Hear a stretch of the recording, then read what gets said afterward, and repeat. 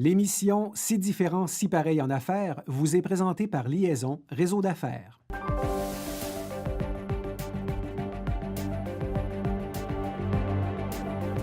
Je suis Amine Tendiaye et l'émission qui suit est mon projet d'accès. Bon visionnement!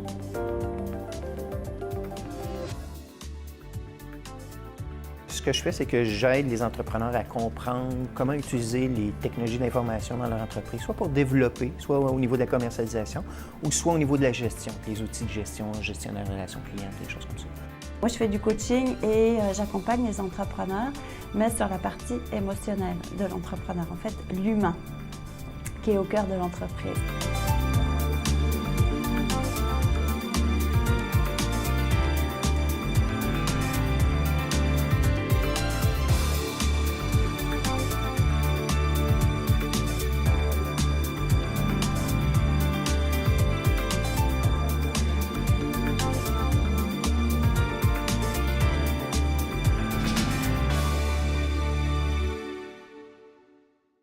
Bienvenue à votre émission Si différent, si pareil en affaires, une émission qui vous permet de rencontrer des entrepreneurs issus de l'immigration et des entrepreneurs de la société d'accueil. Aujourd'hui, nous rencontrons Corinne Jean-Guillaume, coach en image de soi, mais tout de suite, rencontrons Pierre Bertrand, coach d'affaires électroniques.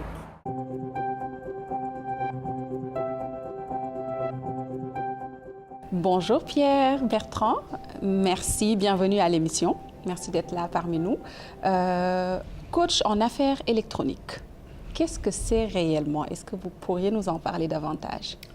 En fait, ce que je fais, c'est que j'aide les entrepreneurs à comprendre comment utiliser les technologies d'information dans leur entreprise, soit pour développer, soit au niveau de la commercialisation, ou soit au niveau de la gestion, les outils de gestion, gestionnaire de relations clients, des choses comme ça. C'est un peu là que je me positionne maintenant, en général, quand je fais du coaching. Mais c'est sûr que en coaching, j'aborde pas juste le web. Je veux connaître l'entrepreneur, je veux connaître l'entreprise, puis je veux voir où est-ce que je peux mieux intervenir si le cas est échéant. Au départ, vous êtes entrepreneur, vous avez eu des entreprises, vous avez été producteur aussi.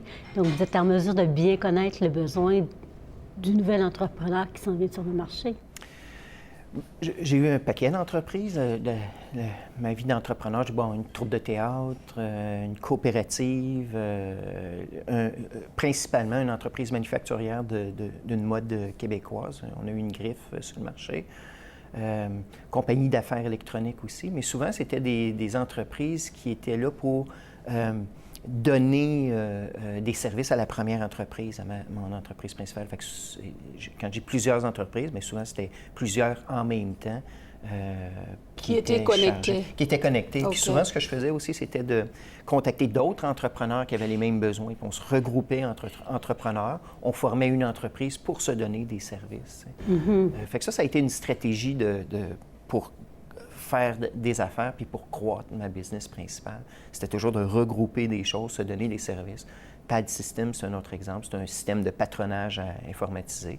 Et quand on a eu besoin de ça pour l'entreprise manufacturière, plutôt que de dire j'ai besoin d'investir 100 000 dans mon entreprise, c'est qu'on a regroupé des entreprises similaires qui avaient ce besoin-là et on a acheté l'équipement en commun, on l'a exploité en commun. Qu'est-ce que ça vous a appris et que vous avez envie de partager aux entrepreneurs que vous accompagnez aujourd'hui? J'ai fermé l'entreprise manufacturière, Lambertrand. J'ai fermé. Moi, j'ai quitté l'entreprise en 2006 parce qu'on sait que 2002 était les réglementations des marchés au niveau de la mode. Fait que malgré qu'on était dans des niches, j'avais fait une planification stratégique. On avait analysé dans le PESTEL qu'on était à risque de ces choses-là. Sauf que à plusieurs conférences que j'ai assistées, dans une niche, on est protégé. Ce que j'avais mal évalué, c'est que moi, ma niche, c'est sûr que il n'y a pas quelqu'un qui va copier mes vêtements nécessairement puis commencer à faire des choses comme ça.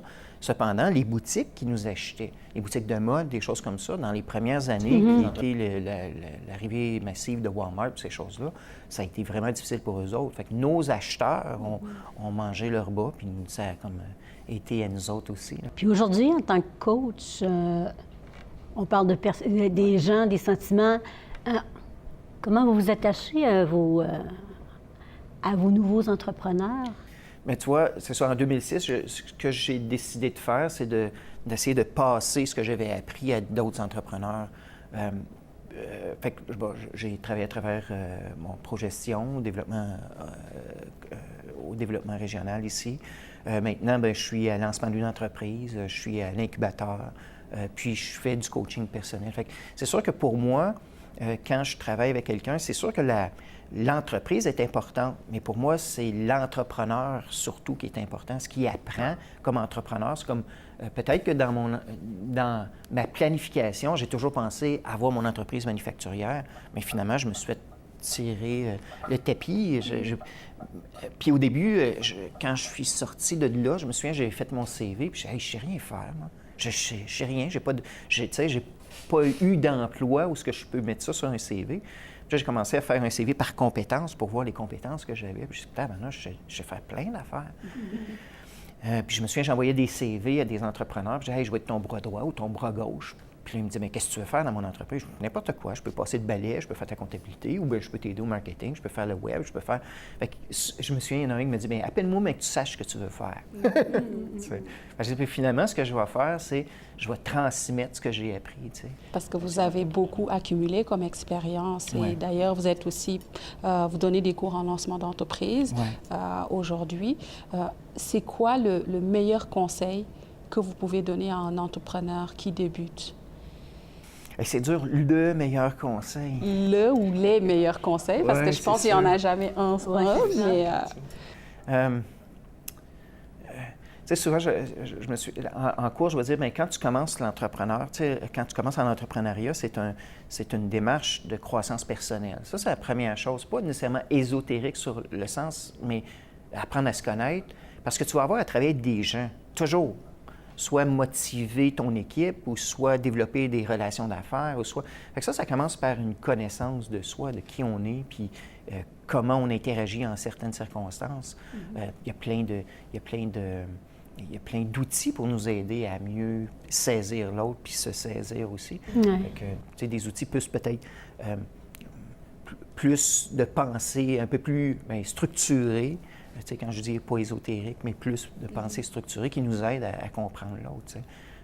Nova ou Trima ou même PNL, la programmation neurolinguistique. Je pense que vous allez rencontrer quelqu'un dans ce sens-là aussi. Mais c'est tous des outils qu'on peut se servir, qui peuvent bien nous servir pour, se comprendre l'autre, faciliter une relation, faciliter une vente. Parce que l'entrepreneuriat, c'est pas juste l'entreprise, c'est l'entrepreneur avant tout. C'est avant tout l'entrepreneur. Puis c'est pour ça que, tantôt, je disais, bien, je m'occupe beaucoup de l'entrepreneur parce que son entreprise, ça se peut que dans 3 ans, ça se peut qu'elle la fasse même pas, ça se peut que dans 10 ans, ça ne fonctionne pas. Mais ce que tu as appris comme entrepreneur, tu vas l'appliquer à ta prochaine, tu vas avoir appris des leçons que tu peux appliquer à ta prochaine pour réussir davantage, mais positionner sur c'est quoi la réussite aussi. C'est une réussite monétaire, c'est une réussite équilibrée dans ta vie de famille comme dans ta vie d'entrepreneur. C'est quoi ta réussite? Puis souvent, je pense aux plus anciens, plus anciens, je fais partie des plus vieux entrepreneurs. Puis les plus jeunes, ils ont une vision complètement différente. La vie de l'entrepreneuriat, pour nous, de l'entrepreneur, c'est on travaille tout le temps. Les nouveaux entrepreneurs ne veulent pas travailler tout le temps. Puis c'est comme, comment tu fais pour avoir une entreprise puis pas travailler tout le temps? Parce que c'est ça qui est le focus. Oui. Et c'est quoi... vous êtes aujourd'hui, en réfléchissant à tout ce parcours, qu'est-ce qui fait que vous êtes le plus fier aujourd'hui? De quoi êtes-vous le plus fier? Reformuler autrement. Je te dirais qu'une des choses que souvent, puis je vais utiliser pour comme c'est une carte de visite un petit peu des fois. En 2002, en même temps que l'entreprise principale mangeait ses baux, commençait à se positionner avec la déréglementation des marchés, j'avais une entreprise de commerce électronique à cette époque-là. En 1998, j'ai vraiment eu une illumination de ce que le web deviendrait et pourrait servir pour les entreprises. Pour moi, c'était « wow, quel outil génial, on peut rejoindre nos clients directement, pas passer à travers des intermédiaires qui coûtent quand même assez cher pour des petites entreprises ».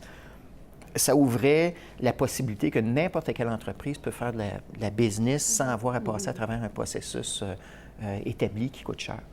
Fait que j'ai fondé une entreprise de commerce électronique, encore le même concept, en regroupant des entreprises de la région qui avaient besoin du même service. On s'est servi.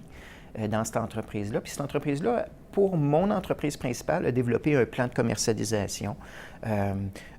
J'avais investi énormément dans un site transactionnel qui était un point of sale à la boutique en même temps. On s'entend, à cette époque-là, c'était pas de la technologie qui existait. Fait que ça coûtait cher de développer ça, faire parler des systèmes ensemble.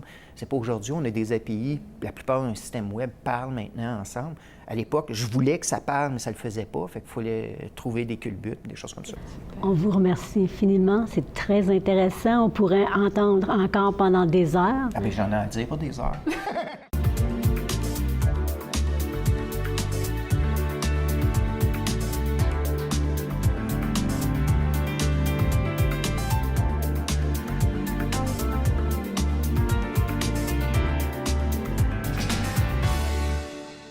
Corinne Jean-Guillaume, apicultrice et mon business et moi.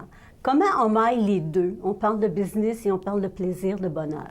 Moi, je fais du coaching et j'accompagne les entrepreneurs, mais sur la partie émotionnelle de l'entrepreneur, en fait, l'humain qui est au cœur de l'entreprise. Et parce que à la base, l'entreprise, qu'est-ce que c'est? C'est une affaire d'humain, même si on fabrique des choses, des machines ou n'importe quoi. C'est une affaire d'humain, c'est les humains qui travaillent. Donc, pour moi, l'un ne va pas sans l'autre. L'humain doit bien se porter pour pouvoir ramener son entreprise à un point de A à Z, en fait, selon ce qu'il veut.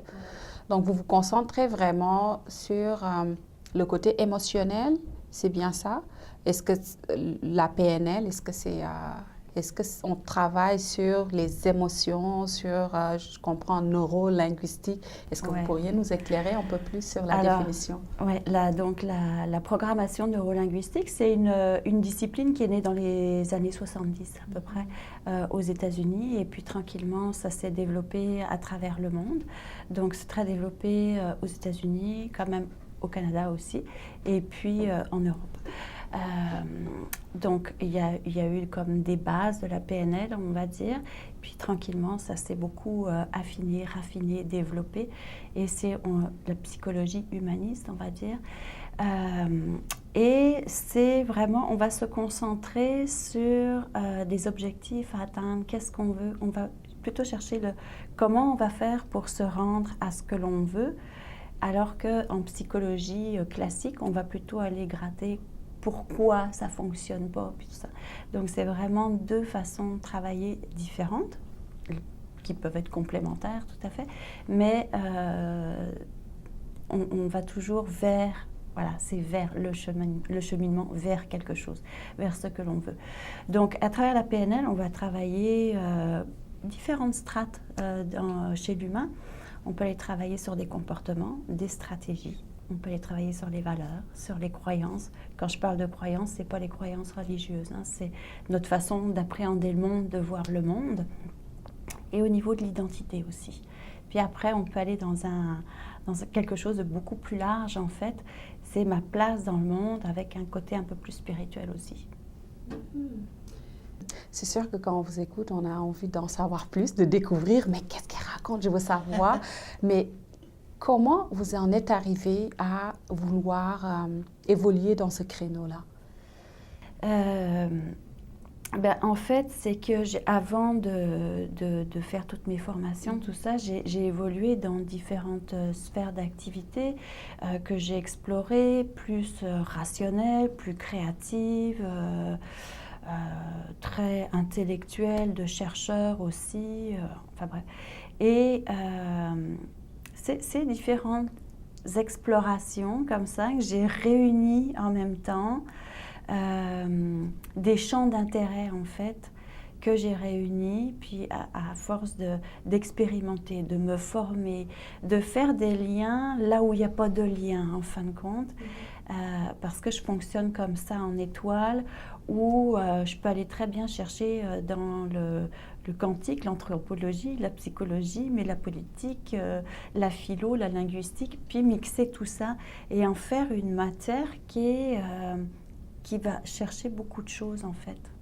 Et comme entrepreneur, c'est quoi les plus grandes difficultés que vous avez eues à rencontrer en tant qu'aujourd'hui travailleur autonome avec votre entreprise? Alors, au début, c'est que quand j'ai démarré, je ne connaissais, mais alors rien, zéro. On fait le lien avec le réseau qu'on parlait tantôt. Voilà, ouais.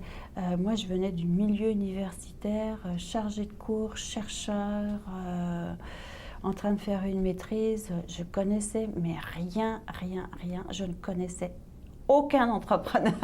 Donc, c'est vraiment, je pars de zéro. Je crois que ça doit être une récurrence chez moi, partir de zéro. Et c'est de bâtir ça, c'est de bâtir ce réseau-là aussi, et tranquillement. Puis ça demande de la patience.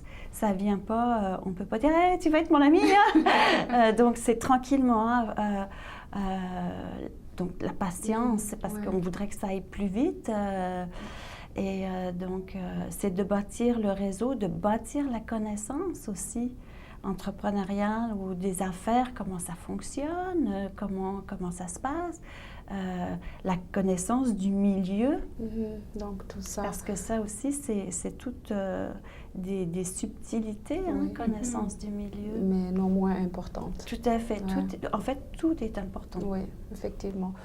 Peut-être que c'est une question que Lynn va poser, mais c'est de quoi êtes-vous le plus fière aujourd'hui en regardant ce parcours-là? De quoi est-ce que je suis le plus fière? De pouvoir, en fait, faire ce que j'aime. Complètement. Parce que, oui, je travaille beaucoup. Il y a des gens qui me disent « Ah, voilà, mais tu travailles beaucoup. » Mais oui, mais pour moi, c'est comme... Oui, c'est du travail, mais en même temps, c'est pas du travail parce que je m'éclate tellement dans ce que je fais. C'est de pouvoir, en fait, à peu près gérer ma vie comme je veux. Évidemment, c'est pas toujours le cas, mais de faire des choix pour moi. C'est parfait. Ça rejoint, ça répond au dernier élément que je voulais apporter comme conseil. Donc, savoir lâcher prise, c'est important pour des entrepreneurs. J'aime pas ce mot-là parce qu'il veut rien dire. Il veut tout dire et rien dire. Voilà, ouais. Mais chacun l'interprète à sa manière. Voilà. C'est ça. Exactement. Merci beaucoup, Corinne. C'était un plaisir de vous recevoir. Merci. Merci à vous.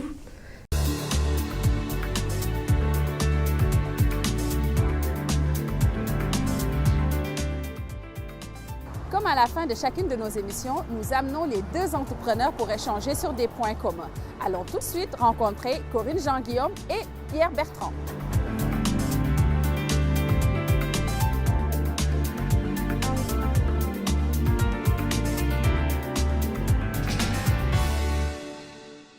Corinne, Pierre, rebonjour. Vous avez vous êtes tous les deux coachs, mais vous avez plusieurs expériences à votre actif en entrepreneuriat ou pour avoir travaillé pour d'autres personnes. Qu'est-ce que ça implique de décider de devenir coach puis de soutenir des nouveaux entrepreneurs? Pierre? Devenir coach, pour moi, ça a été un choix parce que, étant entrepreneur, je cherche toujours des opportunités d'affaires. Par contre, comme j'ai fermé la dernière entreprise, je ne voulais pas me rembarquer dans une entreprise avec beaucoup de personnel. Je voulais surtout pas me rembarquer dans une entreprise manufacturière parce qu'il y a tellement d'affaires à gérer dans une entreprise manufacturière. Fait que pour moi, être coach, ça veut dire travailler pour moi-même, travailler en collaboration avec d'autres, mais être à peu près seul dans mon entreprise. Ça me donne une flexibilité. C'est pour ça que j'ai adopté ce mode d'entrepreneuriat-là pour l'instant. Et transférer le bagage que vous avez eu tout aussi. Tout à fait. Ça fait partie de l'objectif. Pourquoi un coach d'affaires électroniques? Mais c'est aussi de transférer mon bagage d'entrepreneur à d'autres entreprises ou à d'autres entrepreneurs. Corinne? Moi, c'est plutôt le résultat, en fait, de différents parcours professionnels, d'expériences professionnelles.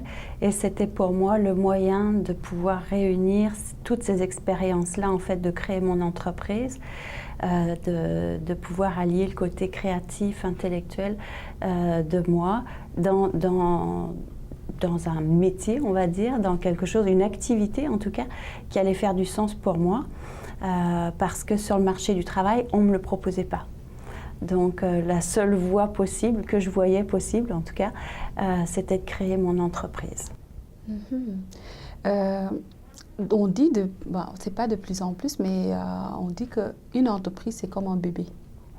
On sait qu'un bébé, c'est très demandant, mais ça nous amène beaucoup en retour. Comment est-ce que vous vous sentez par rapport à cette définition-là ou cette forme imagée de l'entrepreneuriat? C'est clair qu'une entreprise, c'est je te dirais, comme travailleur autonome, c'est déjà moins pire parce que c'est toi le bébé, dans le fond. Tu dépends de toi, tu dépends. Une entreprise, c'est beaucoup plus...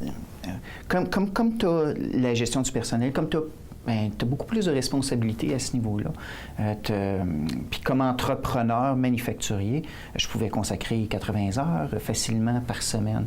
Comme travailleur autonome, je peux choisir de ne pas en prendre plus ou de rester là, ou de ne pas penser toujours à une croissance d'entreprise, là. Pour moi, oui, définitivement, que c'est un bébé qui prend toute ton énergie, qui prend tout ton argent, qui prend il prend toutes tes affaires.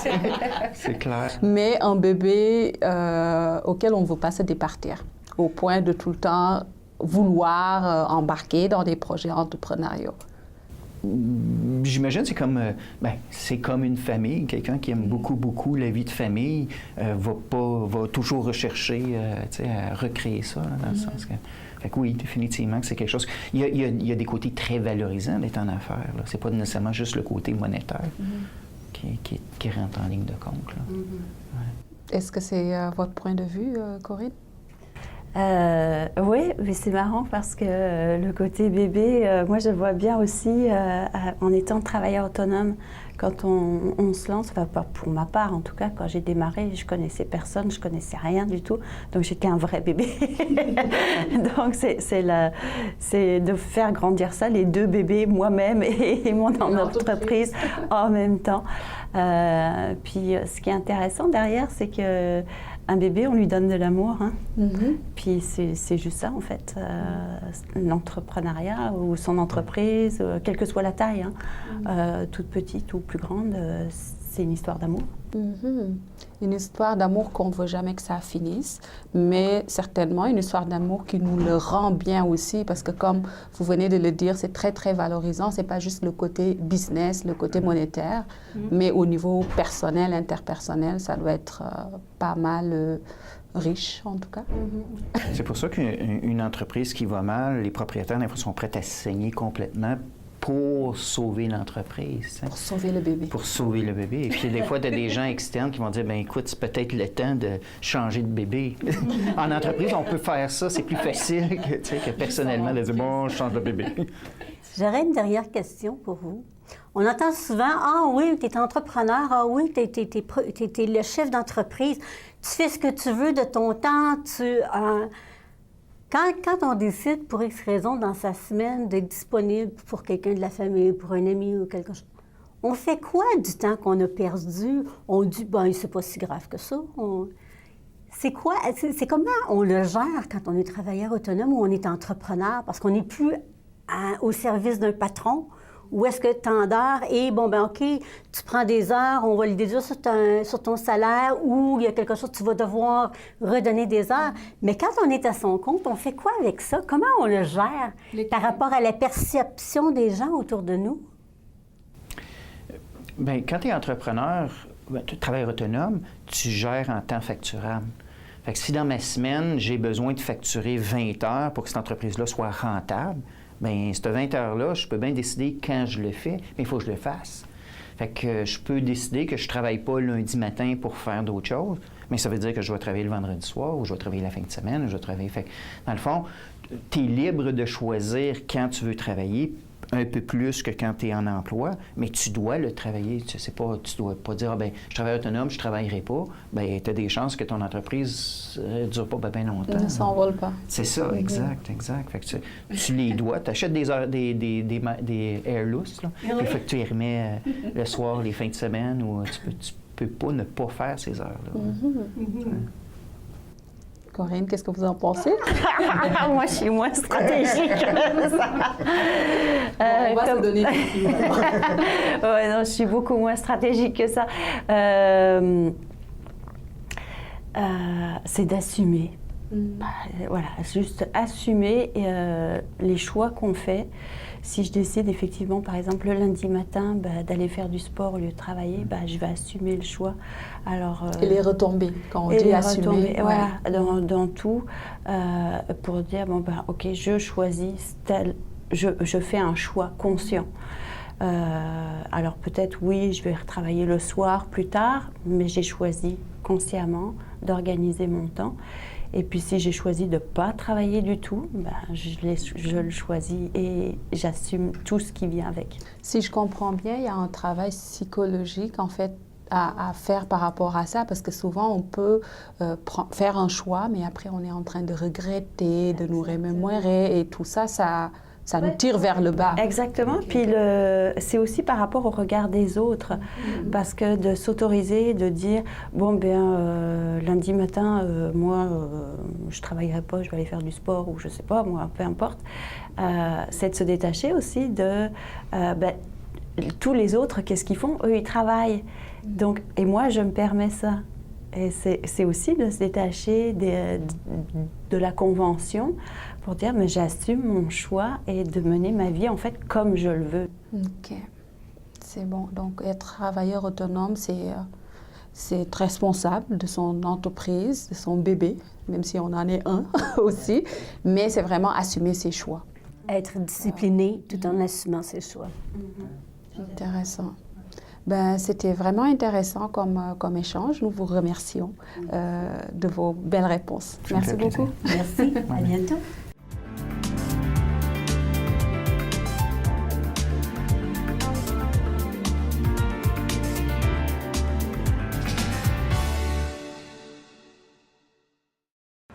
Comme toujours, lorsqu'on rencontre les deux entrepreneurs, il y a toujours un point qui ressort. Dans ce cas-ci, c'est qu'une entreprise, c'est comme un bébé. On doit en prendre soin. On doit être là pour elle si on veut la voir évoluer correctement. Et on aime découvrir à chaque fois comment les entrepreneurs sont si différents, si pareils en affaires. Nous espérons que vous avez bien aimé votre émission. À la prochaine!